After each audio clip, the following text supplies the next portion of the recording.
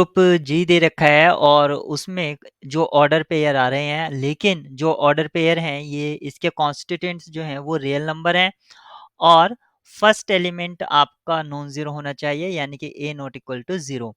और binary operation जो है यहाँ पर एक स्टार से डिनोट किया गया है। अगर हम दो एलिमेंट यानी कि दो ऑर्डर पेयर को अगर हम लेते हैं जैसे कि ए बी, और इस पर बाइनरी ऑपरेशन सी और डी, एक ए बी और सी डी दो अगर एलिमेंट लेते हैं उन पर बाइनरी ऑपरेशन लगाते हैं, तो ये इस तरह से इसको सेंड करता है A C comma B C plus D. इस तरह से ये इसको कंबाइन करेगा और ये ट्रू है सभी ऑर्डर पेयर के लिए।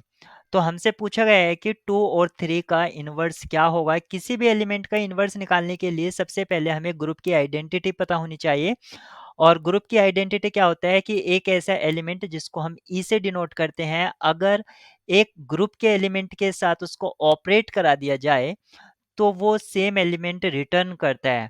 यानी कि यहाँ पर हमें जो एलिमेंट्स लेने हैं वो ऑर्डर वाइज लेने हैं, ऑर्डर पेयर के हिसाब से।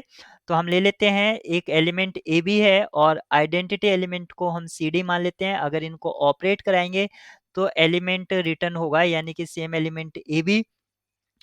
और इस इन दो को जब हम ऑपरेट कराएंगे तो ये हमें मिलेगा A C comma B C plus D, और ये इक्वल्स टू है ए कोमा बी के। अगर दो ऑर्डर पेयर इक्वल हैं इसका मतलब है उनके करस्पॉन्डिंग पार्ट्स इक्वल हैं। इसका मतलब हुआ ए सी इक्वल्स टू ए, और ये हमें इम्प्लाई करेगा ए एज ए कॉमन लिया C minus one equals to zero.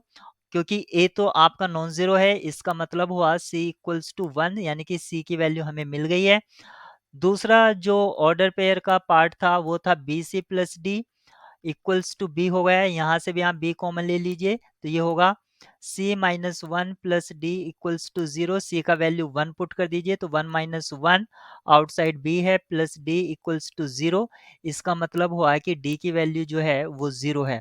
तो जो आइडेंटिटी एलिमेंट हमने माना था सी कॉमा डी, उसकी वैल्यू आ गई है वन कॉमा जीरो, यानी कि order pair one comma zero उसका आइडेंटिटी एलिमेंट है। अब हमें टू कॉमा थ्री का इनवर्स फाइंड आउट करना है। तो मान लेते हैं कि एक एलिमेंट सी कॉमा डी इसका इनवर्स है, और इनवर्स पर अगर हम बाइनरी ऑपरेशन लगाते हैं तो identity element one comma zero देगा। और यहाँ पर बाइनरी ऑपरेशन से हम इसको लिख सकते हैं two C comma three C plus D, और ये एक ऑर्डर पेयर है, इसको लिखा वन कोमा जीरो।